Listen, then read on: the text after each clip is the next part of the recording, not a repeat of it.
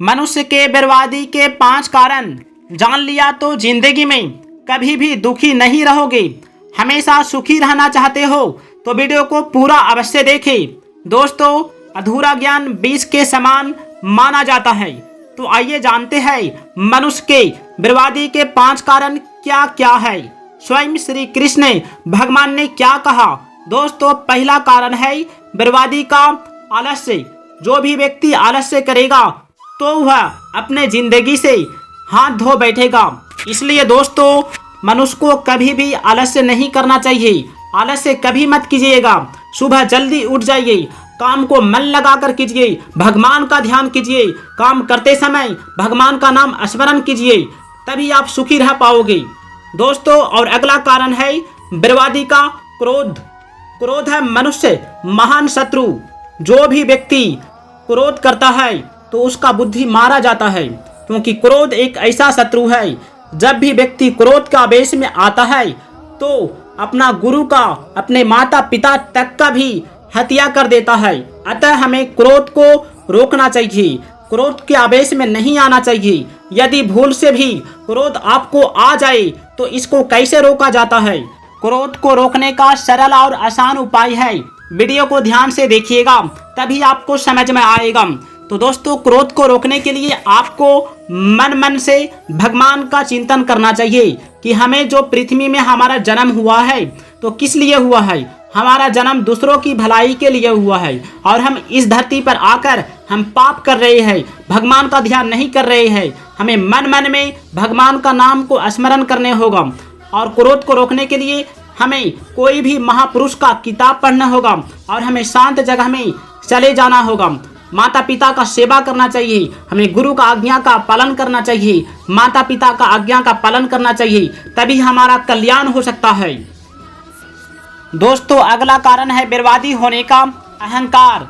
जब व्यक्ति का पास ज्यादा धन दौलत हो जाता है तो वह व्यक्ति अहंकार दिखाने लगता है, अपने को बड़े समझता है।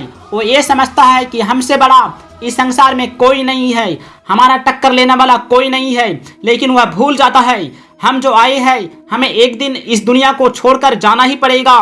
क्या वो ये नहीं समझते हैं? अतः दोस्तों, हमें अहंकार कभी भी नहीं करना चाहिए। हम कितना भी बड़ा क्यों ना हो जाए, हमें माता पिता का, गुरु का आज्ञा का पालन करना चाहिए, उसकी सेवा अवश्य करना चाहिए। आइए अगला कारण जानते हैं बर्बादी होने का। और अगला कारण है बर्बादी होने का इच्छा। जी हाँ, बिल्कुल आपने सही सुना। इच्छा मनुष्य वह करा लेती है जो उसे नहीं करना चाहिए। इच्छा को हमें कंट्रोल करना चाहिए, हमें इच्छा पर नियंत्रण में रहना चाहिए। भगवान श्री कृष्ण कहते हैं, कर्तव्य वह है जिसे हम खुश होकर कर सकते हैं, जिसे अवश्य करना चाहिए, और उससे लक्ष्य की प्राप्ति अवश्य होती है। कर्तव्य हमेशा इच्छा रहित होकर परमार्थ की दृष्टि से किया जाता है। अगर हम इच्छा रखकर कर्म करते हैं तो वह हमें बंधनों में जकड़ लेता है। कर्म से प्राप्त होने वाला फल नाशवान होता है, जबकि उसका उद्देश्य निश्चित और नित्य होता है। सेवा ऐसा कर्म है जिसके द्वारा हम मनुष्य, पशु और ईश्वर सबको अपने बस में कर सकते हैं। वहीं सेवा भाव को भूलकर हम भोगों के गुलाम हो जाते हैं, जिसका परिणाम हमें 84 लाख योनियों में पड़कर भोगना पड़ता है। हम भगवान द्वारा दी गई वस्तु को तो अपना मानते हैं जो हमारी ही नहीं, और उन भगवान को अपना नहीं मानते जो सदा से हमारे हैं, जो वैभव को सब कुछ मान लेते हैं। भगवान की ओर से उनकी आंखें मूंद जाती है। दूसरों शब्दों में कहे तो जो वैभव चाहते हैं भगवान उनसे दूर हो जाते हैं।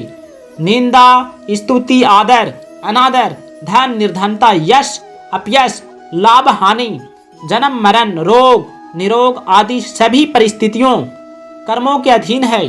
शुभ कर्मों से अनुकूल परिस्थिति और अशुभ कर्मों से प्रतिकूल परिस्थिति का सामना करना पड़ता है। कर्मों का फल मिटाना आपके हाथ की बात नहीं है, पर मूर्खता मिटाना आपके हाथ की बात है। मूर्खता हम मिटा सकते हैं, जो हमारे हाथ की बात है। परिस्थिति को हम बदलने की कोशिश करते हैं, जो हमारे हाथ में नहीं है। जो स्थिति हम आज भोगते हैं वे हमारे शुभ अशुभ कर्मों का फल होता है। शुभ कर्म से अच्छी स्थिति और अशुभ कर्म से बुरी स्थिति हो जाती है। अगला कारण है बर्बादी होने का हिंसा करना। जी हाँ दोस्तों, हिंसा करने लगता है। हिंसा भी बर्बादी का कारण है। मनुष्य को कभी भी किसी को देखकर हिंसा नहीं करना चाहिए, बल्कि हमें ये समझना चाहिए वो व्यक्ति इतना आगे बढ़ रहा है तो उसे देखकर हमें भी ये सीखना चाहिए कि हम कैसे आगे बढ़ेंगे, तभी हम अपना कल्याण कर सकते हैं। भगवान श्री कृष्ण ने कहा, हिंसा कराना और हिंसा का समर्थन करना, किसी भी प्रकार की हिंसा न करना अहिंसा है। गुरु की सेवा करना शिष्य का कर्तव्य है। अगर शिष्य अपने कर्तव्य का पालन न करे तो उसका नाम तो शिष्य रहेगा, पर उसमें शिष्यत्व नहीं रहेगा। गुरु का कर्तव्य है शिष्य का कल्याण करना। जब तब गुरु शिष्य से कुछ भी धन मान बड़ाई चाहता है, तब तक उसमें गुरुत्व न रहकर शिष्य की दास्ता रहती है। बाहरी शरीर की और भीतरी शरीर मन की शुद्धि का नाम शौच है। जल मिट्टी साबुन आदि से बाहरी शरीर की शुद्धि होती है तथा दया क्षमा उदारता आदि गुणों से भीतरी शरीर यानी मन की शुद्धि होती है। अतः हमें मन की शुद्धि के लिए हमें भगवान का ध्यान करना चाहिए, तभी हम अपना मन को साफ कर सकते हैं। जिनके साथ अपना घनिष्ठ संबंध रखे उनकी सेवा करे, उन्हें सुख पहुंचाए, पर उनसे सुख लेने का उद्देश्य न रखे। एकांत जंगल में जाकर अकेले रहते हुए यह मान लेना कि मैं एकांत स्थान में हूँ, वास्तव में भूल ही है, क्योंकि सारे संसार का बीज यह शरीर तो शांत ही होता है। वास्तव में जब तक शरीर होने का अहंकार नष्ट नहीं होता, सारे संसार से संबंध बना ही रहता है, चाहे कितने एकांत स्थान पर चले जाएं। भगवान के हर जगह सिर, मुंह, नेत्र, हाथ, पैर और कान है। उनका दर्शन कहीं भी किया जा सकता है। भगवान सबसे प्रेम और अपनापन रखते हैं, लेकिन किसी से मोह नहीं रखते। जो उत्पन्न होता है वह कार्य कहलाता है, और जिसके द्वारा कार्य की सिद्धि होती है वह कर्म कहलाता है। अर्थात क्रिया करने के जितने उपकरण है वे सब कर्म कहलाते हैं। कर्म 3 प्रकार के होते हैं: कर्मेंद्रिया, ज्ञानेंद्रियां और मन, बुद्धि एवं अहंकार।